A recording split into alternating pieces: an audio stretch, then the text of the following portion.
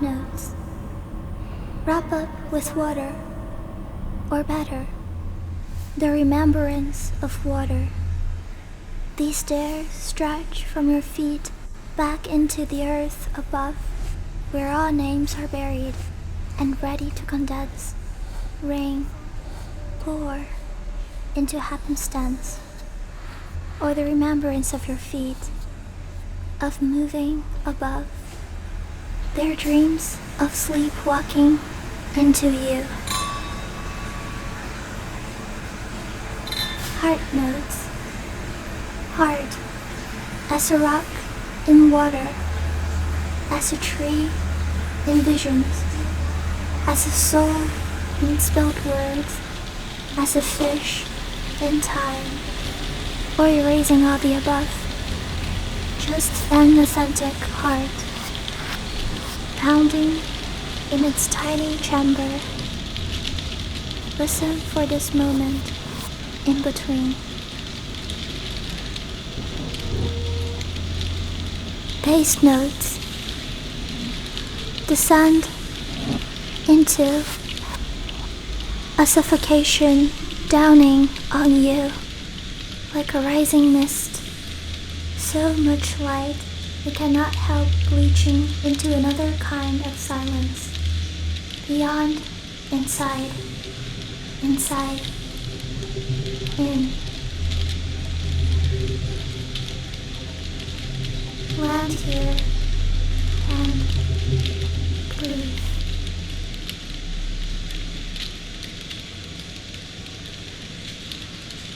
Now, let's begin.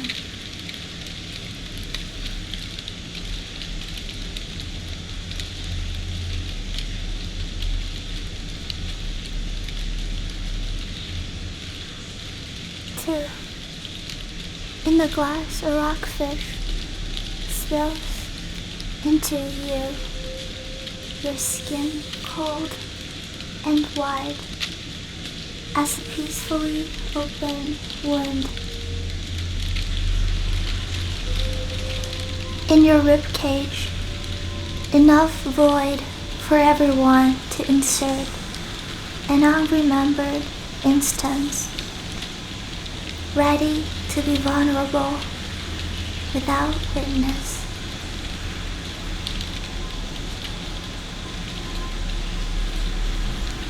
Three. Oracle. In her lifetime, she will run into rockfish for flies. The first time she sees it, for the first time ever, she will see herself, but in the image of a fish. Water is the mirror, and she swallows it in a fluster, diluted, inside, out, duplicated, and impossible. Osmotic pressure of the sight set her flowing away from herself in the shape of her lost desires. Their belly silver as the crescent, as the reflective heart.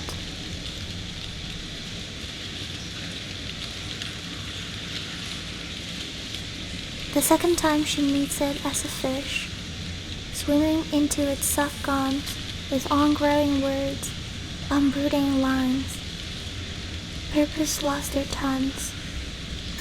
Someone else's dream she swam across sunk into a shadow in her bed behind her. Her shadow. A shoreline between precarious reasoning and anonymous lies. She becomes the rock, silence between her lips, lost and lost again.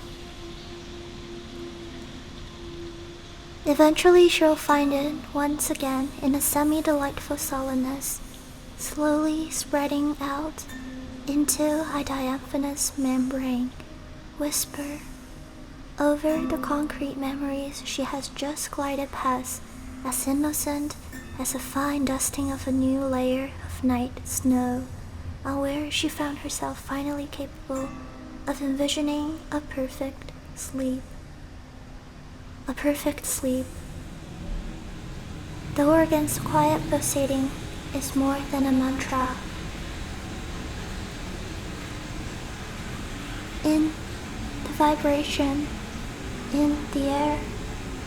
It takes her contour in a bright downpour, takes all her names and the lack thereof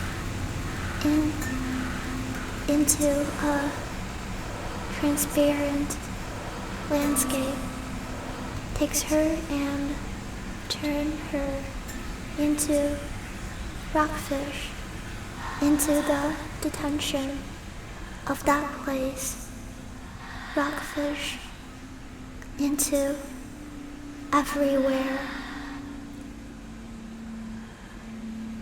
rockfish. Sometimes she becomes helplessly eager to know where she is at the moment. Sometimes she gives up and continues to play blind. Says rockfish, if only we could flip the sundial the way we flip a sand glass.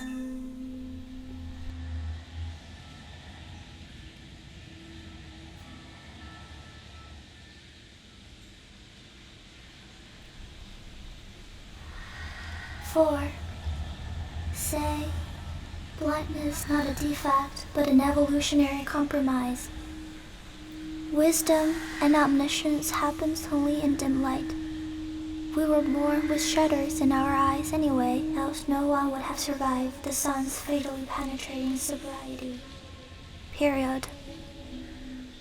Period, also a shutter. Something behind this little rock must not be seen.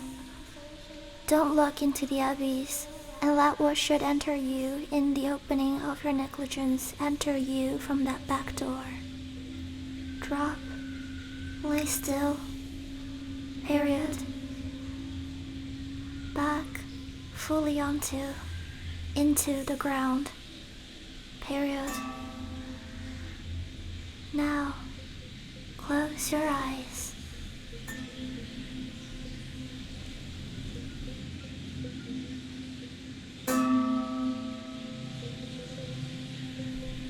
Five. You can raise your confusion the way you hold up an umbrella to a leaking moon, the way a hand should be free of a palm or palmistry. Into this trembling. 6. If I can't leave this place, I will draw everything else into me, she said, and said again and again, as if truing, as if chanting, as if her words scribing densely over, filling in this immense disquietude into the same inky calm of night.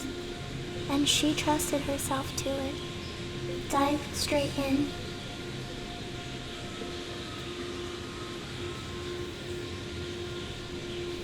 Seven.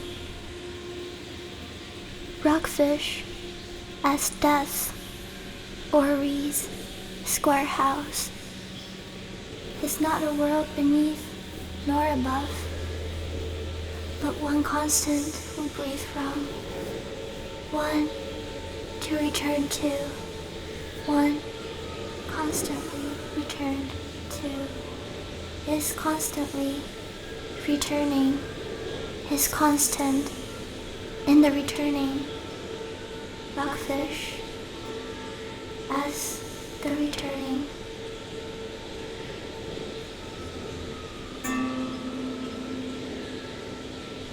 8. To evade the stenciling of consciousness, I fit myself into a tiny instance, tinier than all measures.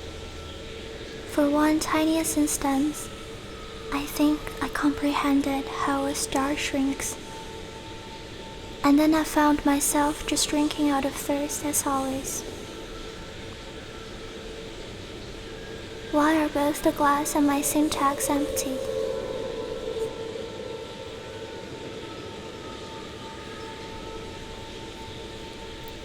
Nine. A pulse in relativity. Fit in to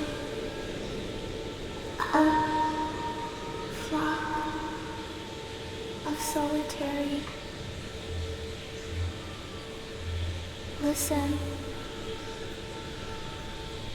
Tinnitus, feeling in a pool, which is you hovering over your body. Sound smoother than a pebble's entire history in water, in a subtle, constant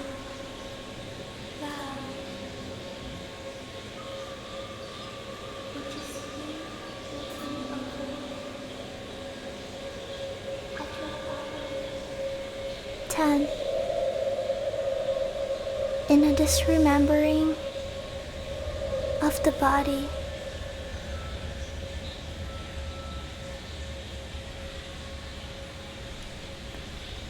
11. Unimportant, exquisite, edible memories for rockfish. 1. At some point, she will walk herself into cancellation and rain, come dancing in circles as if by a bonfire or a ripple, as if by a lamentation or celebration of her immediate, mediated past. A grain she could no longer tell from any others. By then she would know that she has crossed yet another, or back again.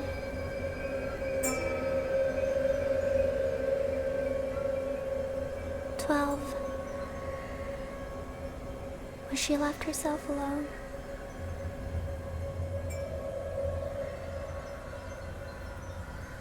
13. Hear a sign long enough to wind any passing of birds or drowse on your fingertip until your entire consciousness is lifted, until you can't point it onto anything. And I as well sprinkle mine.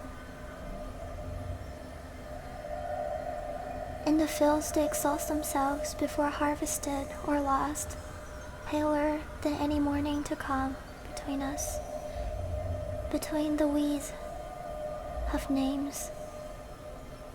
Friction never produces enough heat to bring water to boil, so we write on your fingertip off this ground. Into the less intense, the more air, the even tears taste milder. 14.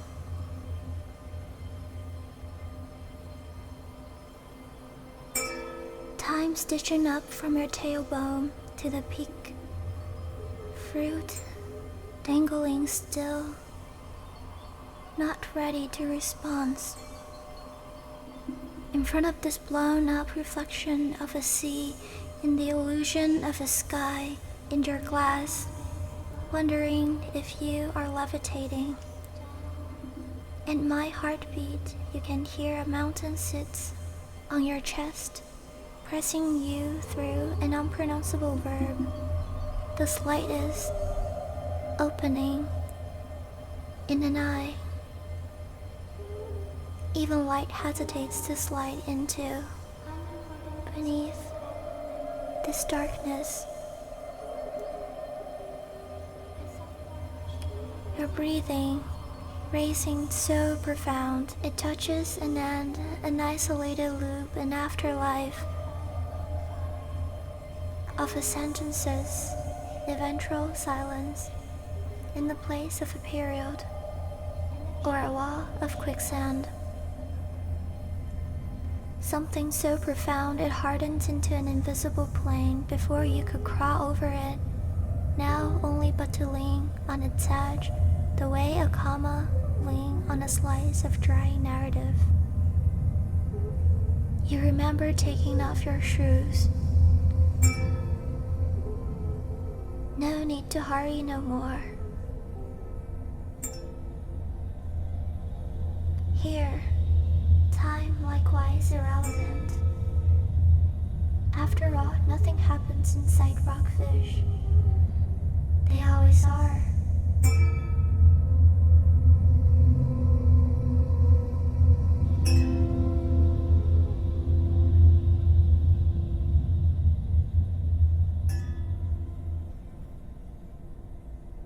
"15.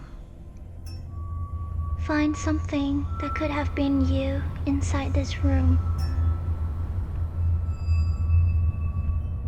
Pretend to recall something and secretly contemplate on what you will forget eventually in being here."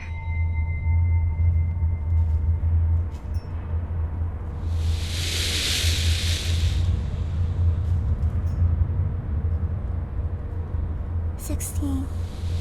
Rock garden foraging 1. What makes objects lifeless is the fact that they can't die.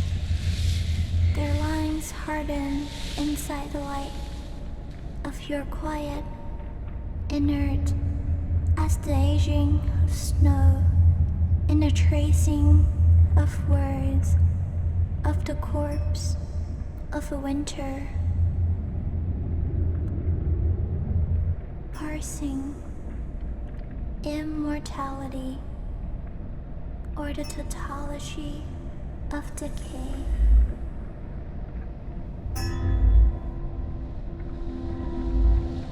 "17. Rockfish as all of a sudden a wonderful gift looming large at the horizon. We watch it casting over the earth, side by side, transparent as 2 drops of tears in the disguise of rain in a shower. We watch mine a vase and yours and I's firewood crackling into winter dust, white breath. Soft light we watch, emitted from their silent wavering, kissing each other, orbits unravel. All of a sudden, it doesn't matter anymore, the numbers, the Fata Morgana, the which one, no.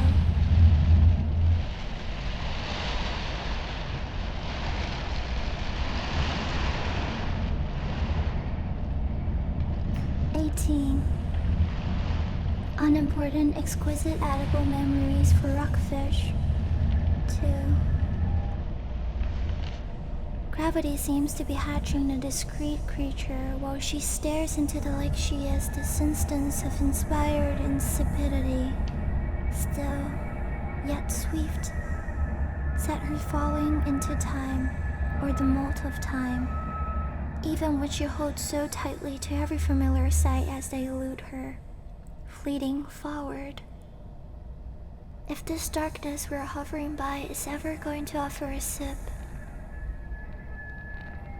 hang a dream of your choice on any one of these walls.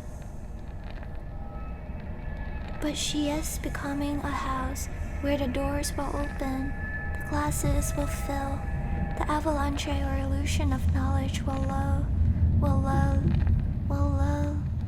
become her instead, and her heartbeat will be the new clock, the perfect circle, and I will hear this naked void rubbing against her new body, removing all her answers.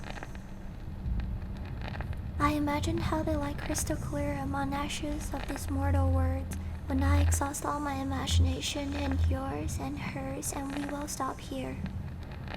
Brief pause for a moment.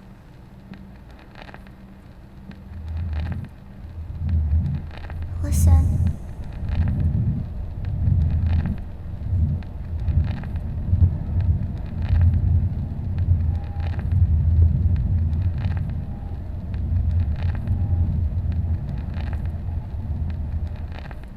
The endless stretching of her hair made it seem impossible to believe that it has ever stopped at some point, even if it be the beginning.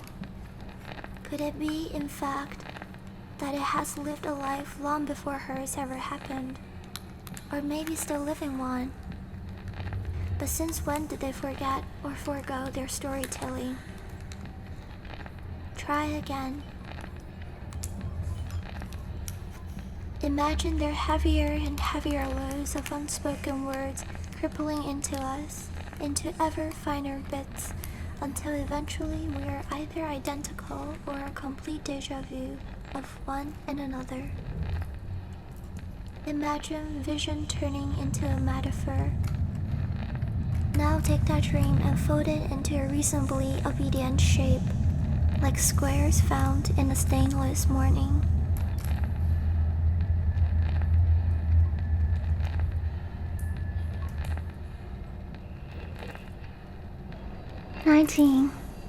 Rock garden foraging 2.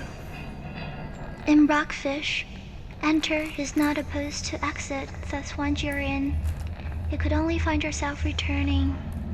And returning to the thought, you try to eclipse it, dropping a line around. Universal escape formula. If you name everything in a space, you can invert it, including yourself. Let's start with this.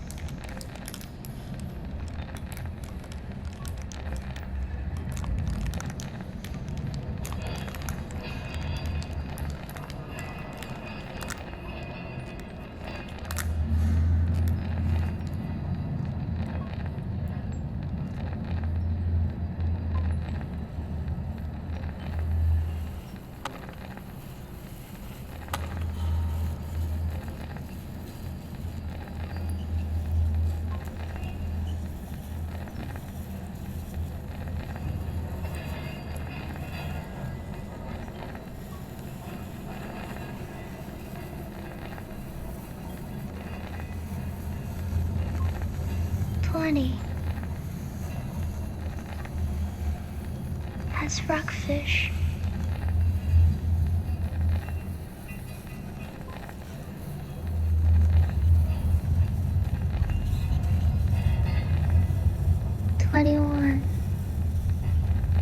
A slope on which always the night hemisphere, drowning every dangerous unattended affinity. The desire to comprehend, so slippery it is always the first to roll off. Reason comes the next, and then the desire to comprehend without reason. If you look down, you'll find an upsetting sea of them.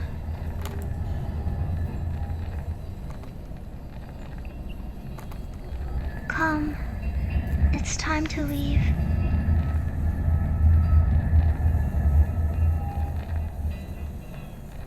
This carpet is not taking us anywhere but its own condensing defend, vertical, and more nights to run.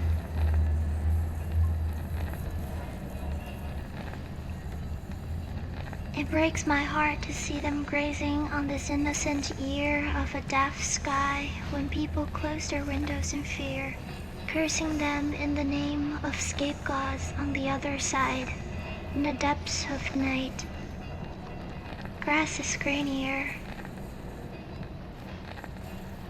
What are we left with to expect for, to arch over, to be wasted, to emulate, to even out?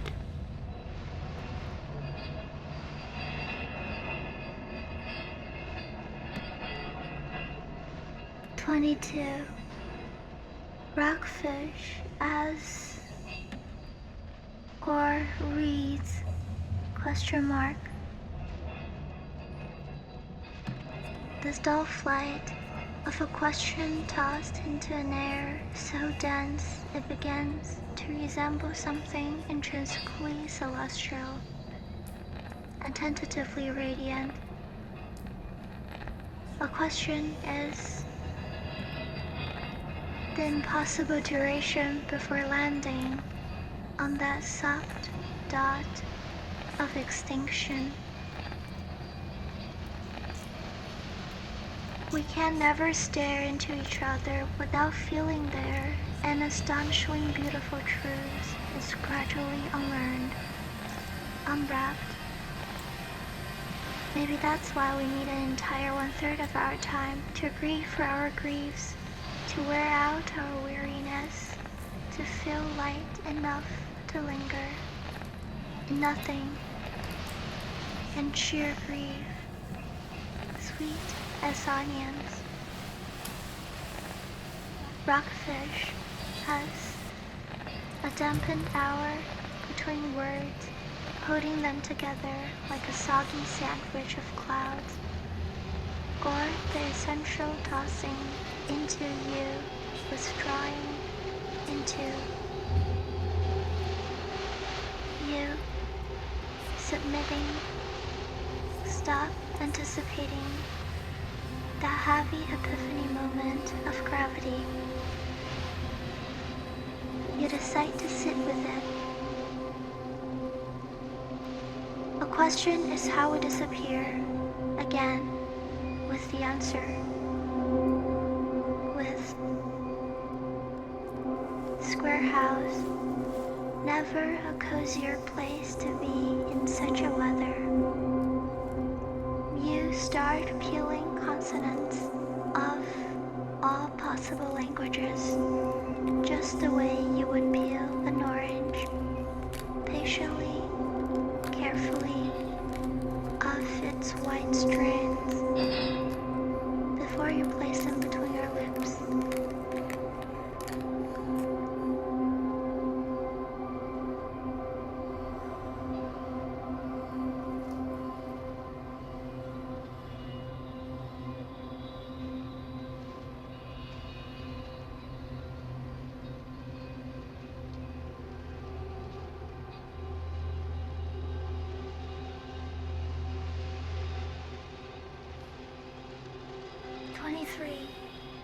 Rock Garden Flourishing 3.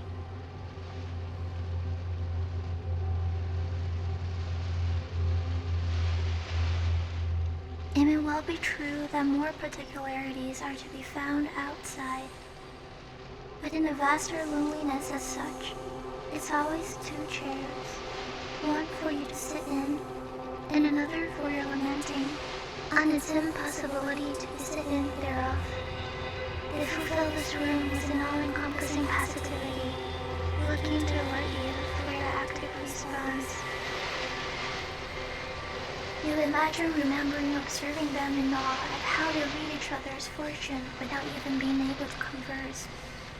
Or remember imagining their teeth biting into each other, each biting into you, held in this liminal plane in between. Now the three of you divides this space.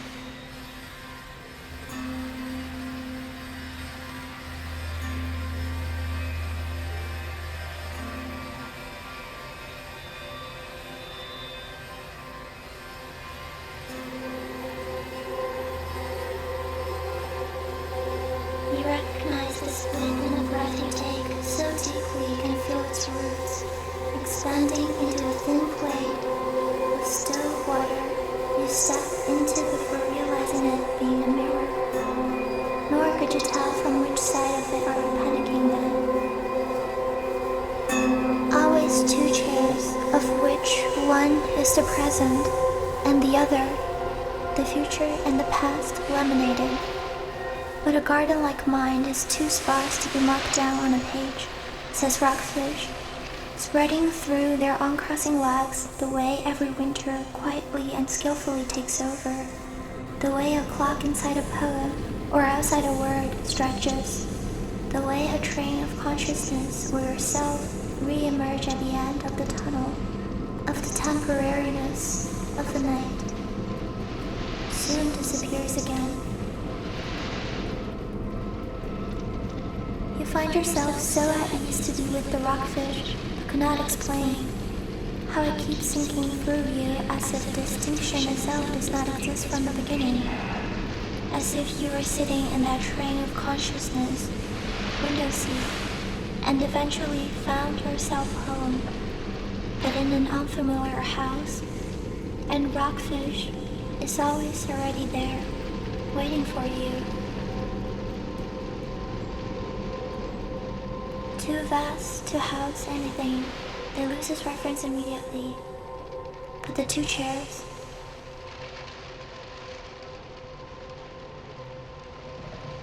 you remember rockfish, but could not tell when or where you could have met. Then you began to imagine, remembering that you imagine, you remember.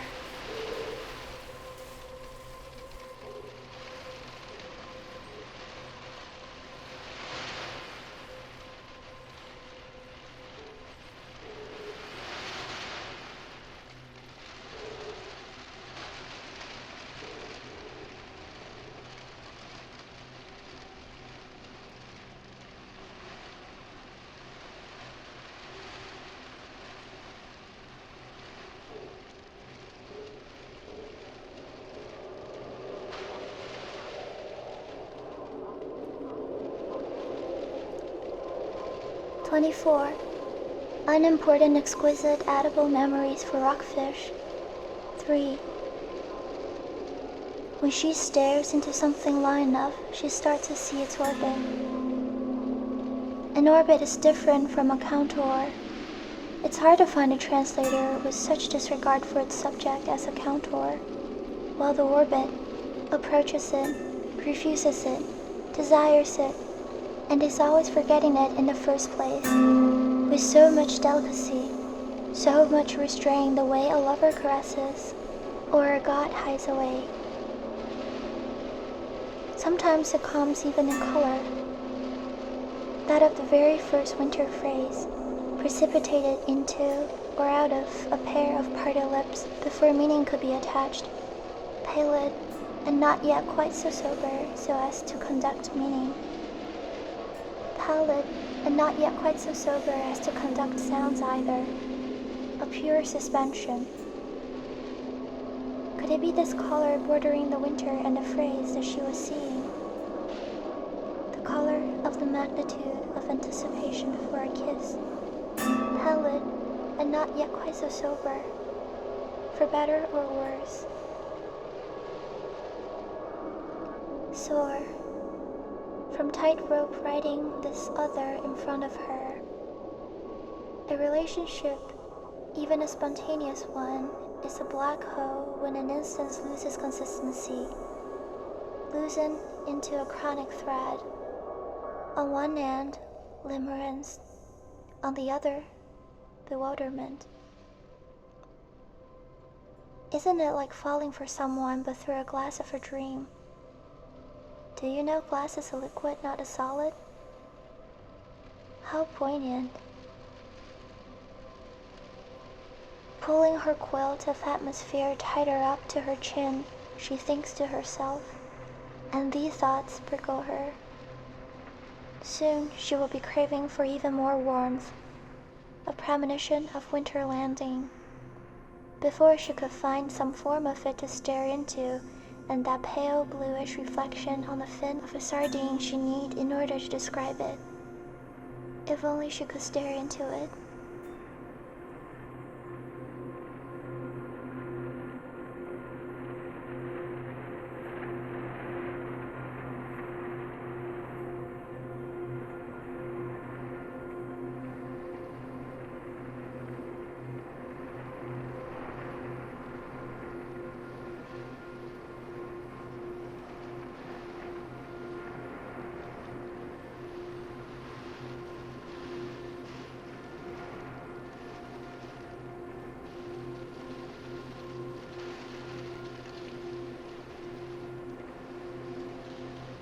"25.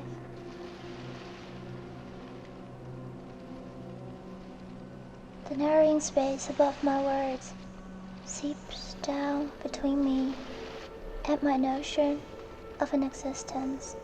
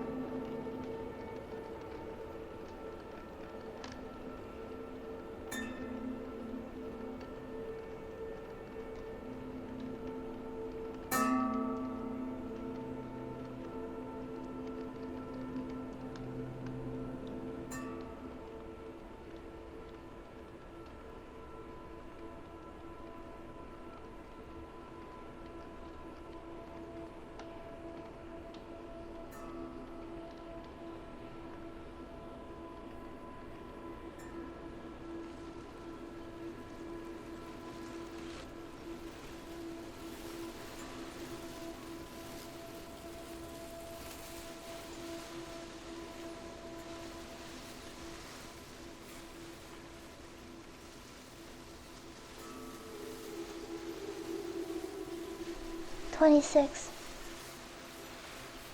Yes, if you summon it with the right name, anything will come to you at your feet, like a merry little puppy. And she was calling to herself when she bent down to pat on the rockfish, and that's when everything slipped off from my back, and I forgot how I could have known this.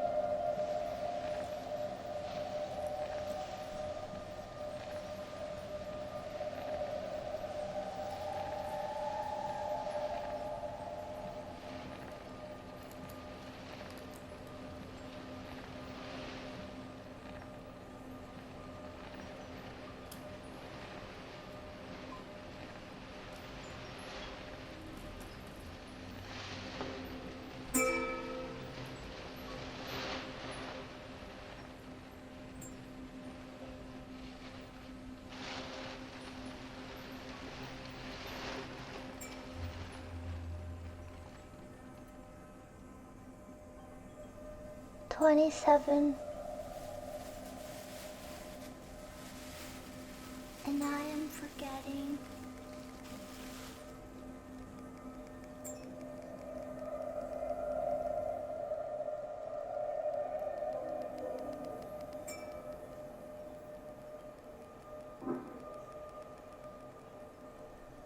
Before passing ourselves onto anything, we must toss them into this greater exhaustion," she said. "Let the rotation of the rest of this insomniac giant slowly wind down inside us. And I am in your glass.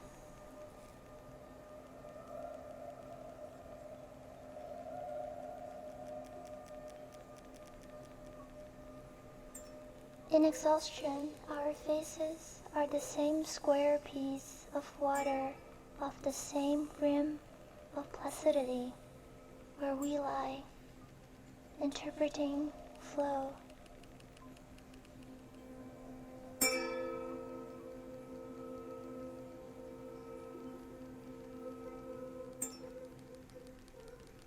By the time it gets colder, we shall be dusting over these words once again in the non-effort of snow.